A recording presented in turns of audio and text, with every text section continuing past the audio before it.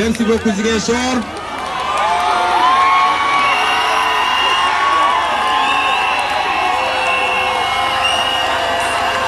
Mais j'entends absolument rien. Eh, vous là, vous n'avez rien dit. Je vous entends quoi? Je vous entends pas, vous là. Plus fort, plus fort.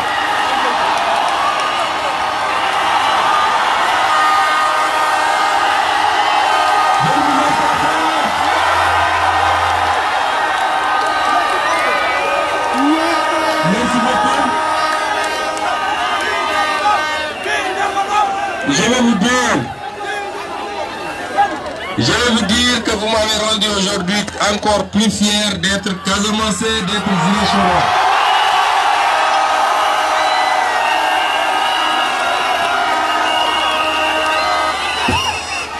Vous avez relevé le défi. Vous avez relevé le défi parce que ce qu'on a en face de nous, c'était juré qu'ils allaient aujourd'hui faire de cette journée un échec cuisant pour le candidat Ousmane Sonko.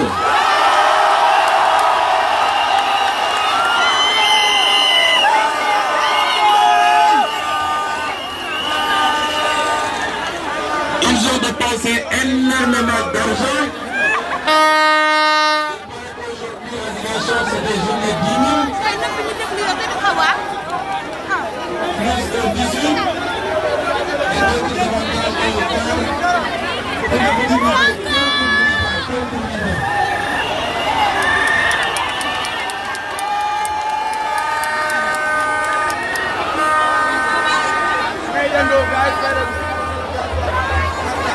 Mais vous avez vu que bi ñu dugg see ci dëkk bi ñoom fi ñu tegoon seeni militants bañ leen rombee militants yi dañoo bàyyi foofa daw si ñun.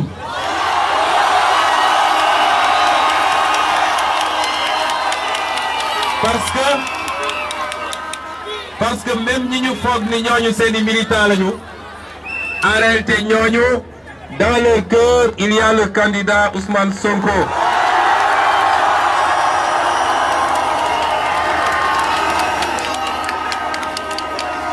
li gën a yéeme ci mbir mi mooy seen militant ñi ngi daw di ñëw ci ñun moom mu daw génn dëkk bi. ndax dégg naa biñ ko nee Ousmane Sonko ma nga tooboor xaw ma avion Sangomar xaw ma Sarène la jël xaw ma dañ ko téléporté waaye il n'est plus à Ziguinchor.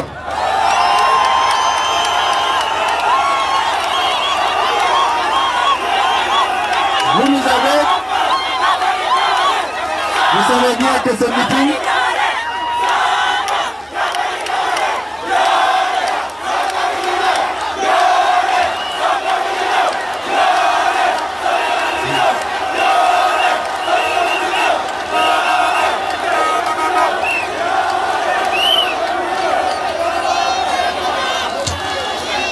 dama ne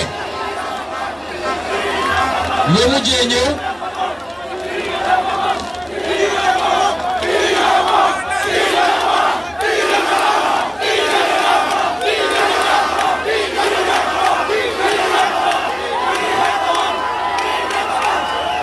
xam nga nag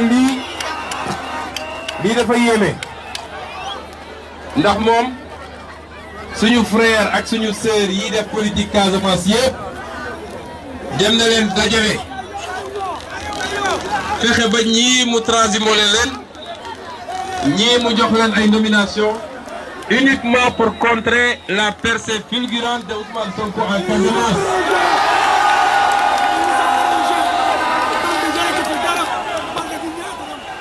Et malgré tout ça, le résultat se passe de commentaires.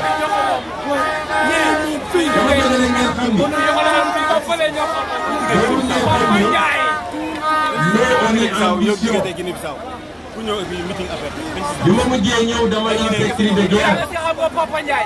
ñun yeroo Ziguinchor yeroo Casamance. Mama Ndiaye Binta Ndiaye Khalifa Ndiaye. fii ñoo ko moom. liggéey ñu pour dara am ñu doole waaye am nañu xeex.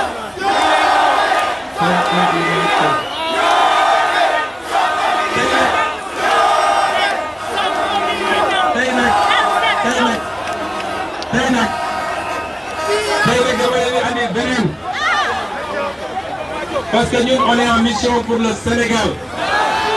On est en mission pour l'Afrique. Cette mission, c'est une mission de libération nationale. Moi, je suis une fille. Vous avez des missions évangéliques. Ce n'est pas que vous avez des missions évangéliques. Les femmes, vous me donnez oui. Vous dites oh, oh, oh.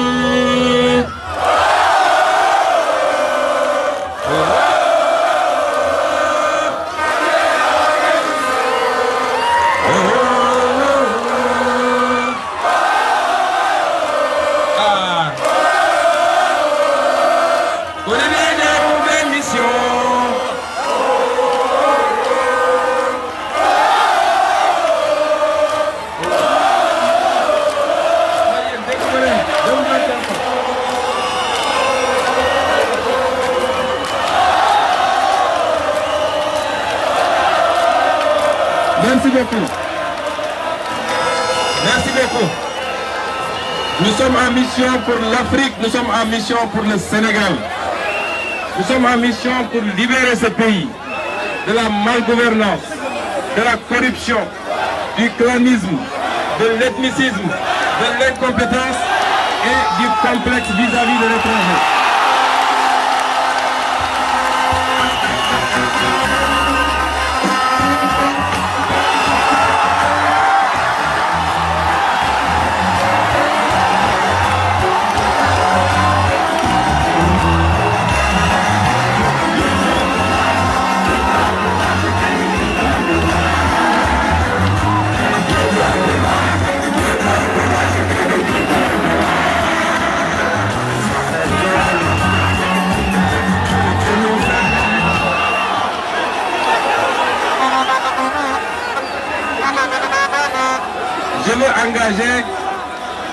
Je veux enseigner sur un point. Hier, nous avons à Mbour marqué une minute de silence à la mémoire des premières victimes. En vie humaine, je veux dire, parce que les victimes, en termes de blessures, ça a commencé bien avant la campagne et nous-mêmes, on a été les premières victimes. Aujourd'hui, on nous apprend qu'il y a encore eu mort d'homme à Tambacounda. Nous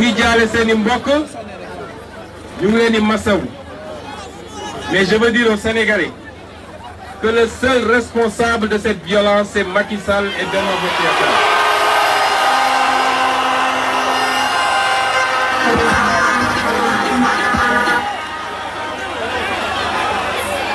Depuis 2 jours ou 3 jours, on lui lance un avertissement. Les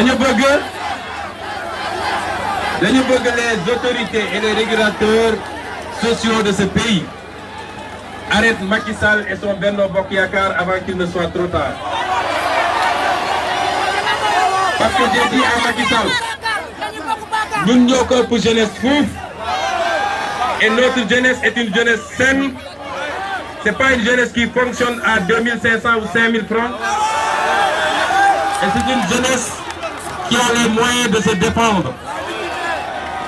S'il continue comme ça, nous lancerons un appel à tous les candidats de l'opposition de mutualiser leurs forces, de mobiliser toute leur jeunesse, de Founioun Nekk Sénégal, région Bounimountinek, et on leur démontrera qu'ils sont en minorité dans ce pays.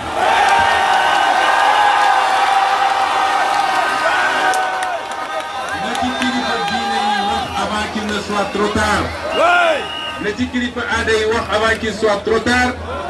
Et notre armée, notre police et notre gendarmerie, qui sont des forces républicaines, nous les instrumentaliser, ils sont là pour tous les Sénégalais, ils sont là pour tous les citoyens, mais s'ils ne peuvent pas s'interposer, nous sommes neutres et on verra que Macky Sall est dans le Tibir Sénégal.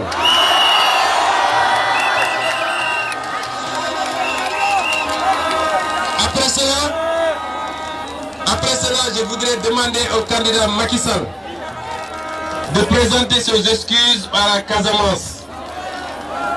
Parce que voilà un homme boo xam ne pendant 7 ans mënul teg un bilan en ce qui concerne la Casamance. Et il n'a montré aucun égard vis-à-vis de la Casamance. La dernière fois, quand 13 jeunes ont été assassinés, il n'a même pas daigné se déplacer pour venir à Casamance et se solidariser avec les populations casamancaises.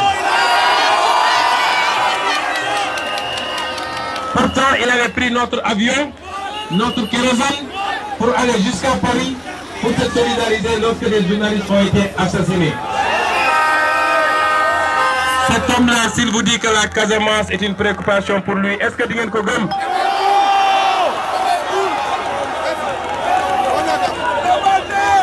Donc, nous, je vais vous dire le message, la première partie du message que je veux délivrer à la Casamance ici. La seconde, je la délivrerai lors du meeting de Bignona demain. Le message que je veux vous... Nous avons beaucoup d'ambition pour la Casamance. Nous avons beaucoup d'ambition pour tout le Sénégal. Dans notre programme, on vous a parlé des pôles régionaux intégrés de développement. Nous disons Casamance, ça doit être une seule et même région de Djogé à Gouloumbou. Nous ne pouvons pas accepter qu'on casse la Casamance en 3 régions et ces 3 régions sont parmi les 3 les plus pauvres du Sénégal. Malgré les énormes capacités économiques de la région naturelle de Casamance, c'est-à-dire Kolda, Sédhiou et Ziguinchor, nous avons un peu potentiel économique du Sénégal et pourtant nous avons le plus fort taux de pauvreté au Sénégal. Il y a 60% de taux de pauvreté à Ziguinchor et il y en a 65,7% à Kolda. Kolda moi premier, Sédhiou deuxième, Ziguinchor troisième en termes de pauvreté.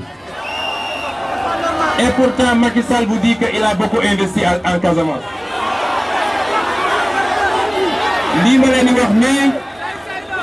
L'Imalani c'est les chiffres de l'ANSD, ce n'est pas des chiffres de Ousmane Sonko, c'est des chiffres officiels des agences de l'État du Sénégal. Nous, on s'est rendu compte qu'il y a beaucoup d'argent pour nous repousser Casamance, soi-disant, parce que personne ne sait où est passé cet argent. Depuis qu'on est enfant, on n'a pas entendu parler de Derbac, on a entendu parler de Somivac, de Pidac. Peut-être que beaucoup de jeunes on connaissait ces projets-là. Après, on a entendu parler de Proges, de Paderka, de PPDC. Et pourtant, nous sommes la région la plus pauvre, l'une des plus pauvres du Sénégal. Nous n'avons que le projet qu'on a pour la région, le pôle naturel, le pôle de développement naturel de Casamance, c'est on vous propose le développement économique comme facteur de paix. Parce que cette région a assez souffert de la situation. Nous avons tous grandi avec cette situation de ni guerre ni paix, avec cette situation d'insécurité, et il est temps que ça cesse définitivement. Ce que nous proposons à la Casamance, c'est le développement économique comme facteur de paix. C'est pourquoi nous allons changer, nous, le paradigme de développement sur la Casamance. Parce que contrairement à tout ce qui a été dit, la Casamance n'est pas une région périphérique. Casamance, c'est Al-Bala. Casamance, c'est Sénégal, c'est Al-Bala. La Casamance est une périphérie. C'est totalement faux. La Casamance est le centre du Sénégal. Mais pour que la Casamance devienne réellement le centre du Sénégal, il faut qu'on arrête de penser le développement de la Casamance à partir de Dakar, mais qu'on pense le développement de la Casamance comme porte d'entrée vers la CEDEAO. Parce que Casamance naturelle, c'est à mi-chemin ou c'est entre 3 autres pays. Gambie Migifi, Guinée-Bissau mi ngi fi Guinée-Conakry mi ngi fi te sont prolongés vers Tambacounda qui a accès directement au Mali. Mais bonne région moo potentiel qu'une région qui a ce positionnement géographique. Donc mënuñu continuer de penser le développement de la Casamance à partir de Dakar. Comme on ne peut pas continuer à penser le développement de la région du fleuve à partir de Dakar, parce que la région du fleuve doit nous permettre d'avoir l'ouverture vers la Mauritanie. Et c'est pourquoi nous disons que la Casamance, sous des ñun ñëpp gëm nañu CEDEAO, la Casamance doit être le centre du Sénégal. Comment on va procéder pour que la Casamance soit le centre du Sénégal? Moi, la Casamance doit être un trait d'union entre tous ces pays que je viens d'énumérer. Et nous vous proposons maintenant des solutions pour le développement. Les solutions qui permettront à la Casamance de jouer ce rôle. Vous savez très bien que, avant de gagner le programme, Cheikh Tidiane Dièye vous a dit que vous avez le meilleur programme, vous avez le meilleur candidat. Et c'est la vérité, vous avez le meilleur programme, mais vous avez le meilleur candidat. Et c'est parce que nous avons le meilleur programme et le meilleur candidat que nous avons dit que nous sommes prêts à débattre dès le premier tour avec tous les candidats. Bu boobaa nag Sénégalais nañu xam qui est qui. Parce que théorie bi bari na de. Mais quand nous serons face à face, les Sénégalais sauront qui est qui. Les solutions que nous vous proposons, la première, c'est de faire de la région naturelle de la Casamance un véritable hub commercial et financier régional. Comment le faire? Le premier, c'est que le port de Ziguinchor sera élevé au niveau des standards internationaux et des infrastructures routières de qualité sur le frontière Bandung. Les gars, gis ngeen port de Ziguinchor bi, vous ne pouvez pas savoir la valeur économique et sociale de ce port. Il y a 4 ans, ils ont dit qu'ils ont mis beaucoup de milliards pour draguer le port. Ils n'ont rien fait, l'argent a été détourné. La deuxième chose, c'est que les marchés seront modernisés et réorganisés afin de servir de lieu d'affaires dans les pays limitrophes. Nous avons des marchés yoo xam ne soo jëlee lu mel ni marché Diaw bi rek nga xam ne mooy premier luuma pratiquement dans la sous-région. Ce marché-là ku ko moderniser woon Gambiens yi Guinéens yi peut-être même Maliens yi ñëpp di ñëw foofu. Le potentiel économique de ce marché est inimaginable. Ñu bàyyi ko mu doon benn marché bu pënd bàyyi ko mu doon ay saquettes. Nous avons comme ambition, et ce n'est pas le seul marché hebdomadaire, mais même les marchés permanents, on va les moderniser pour qu'ils jouent ce rôle-là à l'intérieur de la Casamance pour la CEDEAO. L'autre élément, c'est de faire de Ziguinchor un centre d'excellence pour l'éducation et la santé. On nous a dit qu'on a une université ici, mais tout le monde sait que l'université Assane Seck. Mais est-ce que lycée Djignabo sax tanew ko?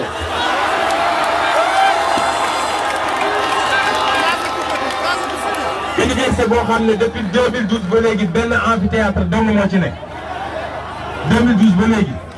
Ça c'est pas une université, c'est un lycée, ou même moins qu'un lycée, c'est un collège. C'est pas digne d'une université.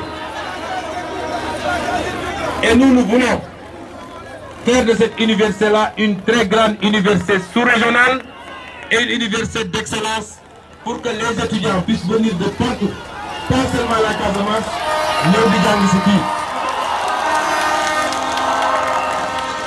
Nous voulons le développement d'une offre médicale de qualité grâce à la faculté de médecine de l'université Assane Seck de Ziguinchor.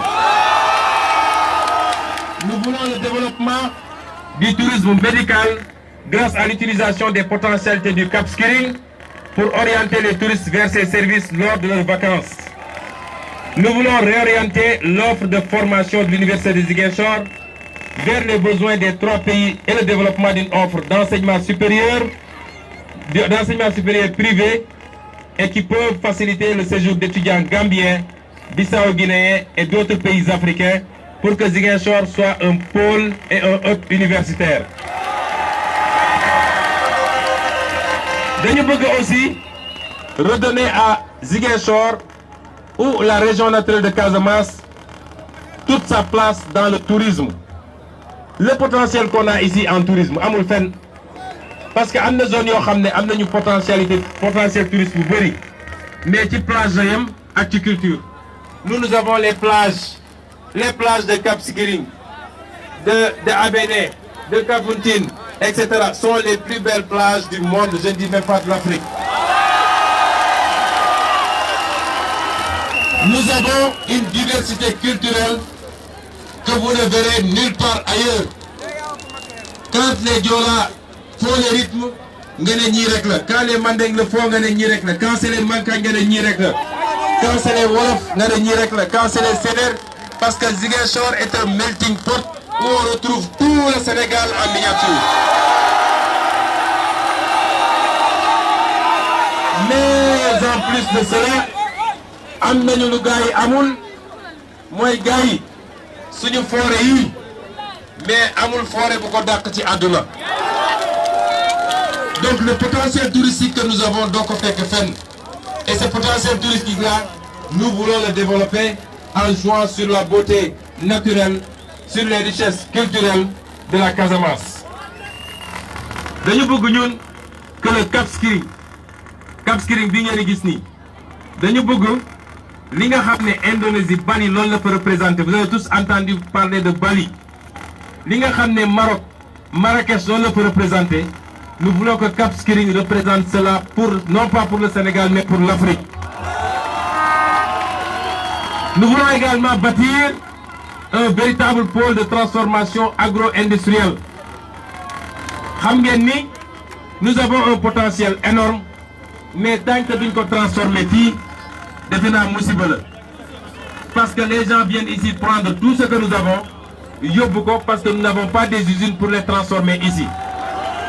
Ce que nous voulons c'est que les nombreuses filières agricoles et halieutiques fii am nañ fi mango am nañ fi kaba mooy madd pour suñu mbokk noor bi am nañ fi tool muy tool forox muy tool sucré ñun am nañ fi buy ak bisaab am nañ fi sigisaay man dama namm sigisaay sax gëj naa lekk sigisaay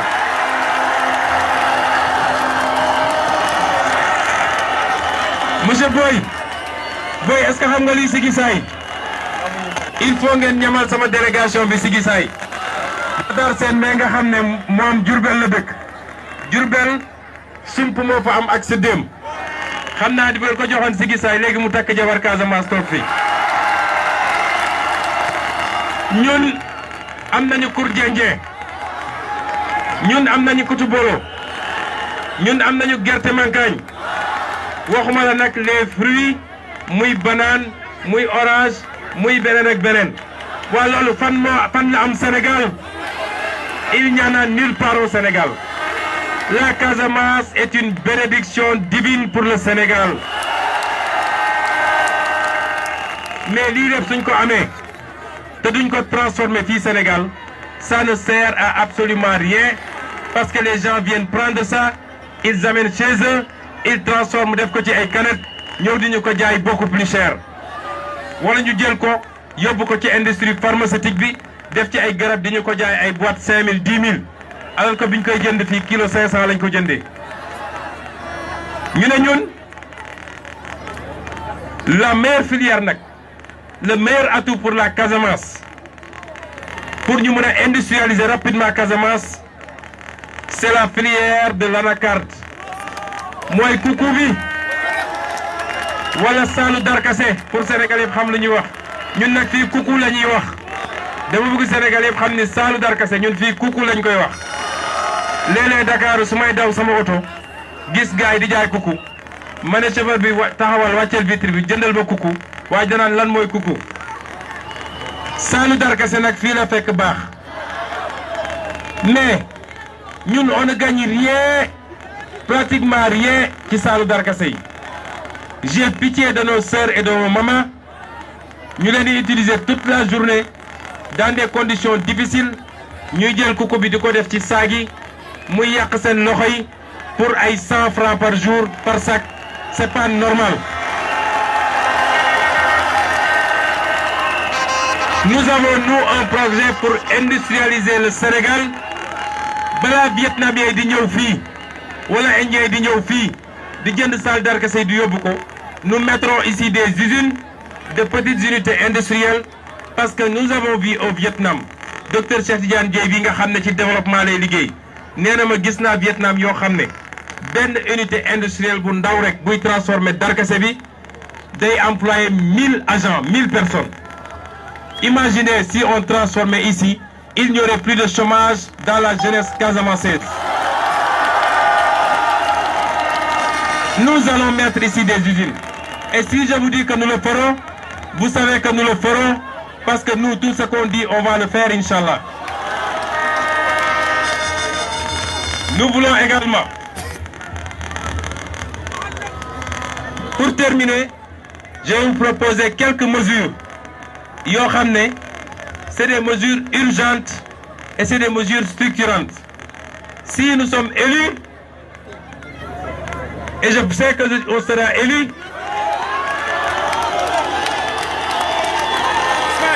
Inch'Allah, je sais que, Inch'Allah, on sera élus au soir du 24.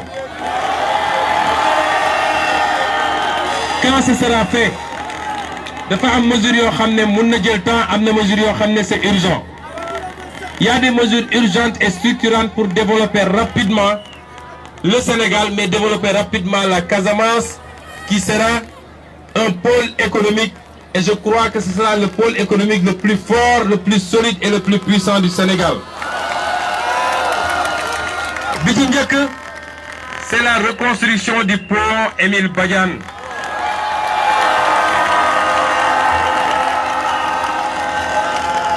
Ñun duñu xaar ba am une seconde tragédie Joola pour dire que c'est que la situation de ce pont Émile Badiane est une situation calamiteuse.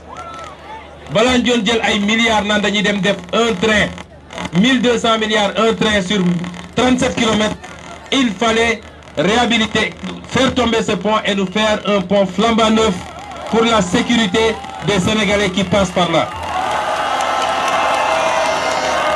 Parce que suñ ko defee dañ koy raccorder à un corridor régional Dakar, Banjul, Bissau, Conakry, Abidjan, Lagos pour que ñu mun a am une fluidité du transport et une fluidité du commerce.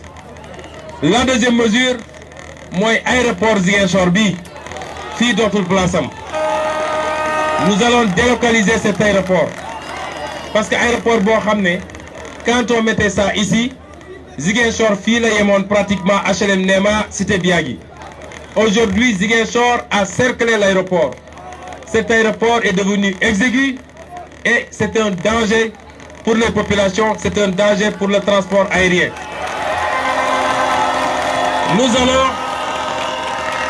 Nous allons délocaliser cet aéroport vers Tobor avec le site actuel qui est entre un hôpital. Parce que cet actuel, il est situé entre un hôpital, un lycée, une université et plusieurs écoles primaires, ce qui est un danger pour les populations. Si on est élu, nous allons construire, je ne dis pas reconstruire, nous allons construire l'université Hassan Sek. Parce que l'île, ce n'est pas une université.